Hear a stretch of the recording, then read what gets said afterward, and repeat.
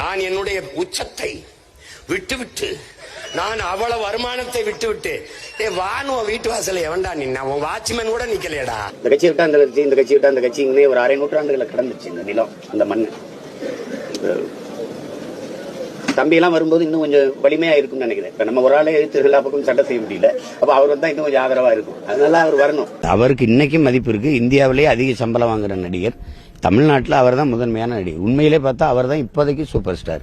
150 கோடி அவருக்கு சம்பளம். 30 கோடி வரி போனாலும் 120 கோடி அவர் கையில் இருக்கு. அதை பொருள்படுத்தாம வர்றாருன்னா சரி, வரவேற்க வேண்டியதுதான். தமிழர்களுக்கு நிறைய கோடிக்கணக்கான பிரச்சனை இருக்கு. அதுல போராடுறதுக்கு நிறைய தலைமைகள், கட்சிகள் தேவைப்படுது. உங்களை எதுக்குறது, இவர் எதுக்குறது, அது எதுக்குறது அப்படி இல்ல.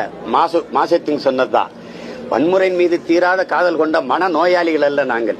எல்லாரும் எதுக்கணுங்கிற ஒரு பெரிய இது ஒரு மன நோயாளிகள் அல்ல நாங்க. சரினா சரி, தவறுனா தவறு. அதுல தம்பி விஜய் வரட்டும், வாழ்த்தணும் தான் சொல்றேன். என்னுடைய அன்பு சகோதரன் அஜித்தும் ஐயா ரஜினிகாந்த் அவரும் தங்களுடைய புகழை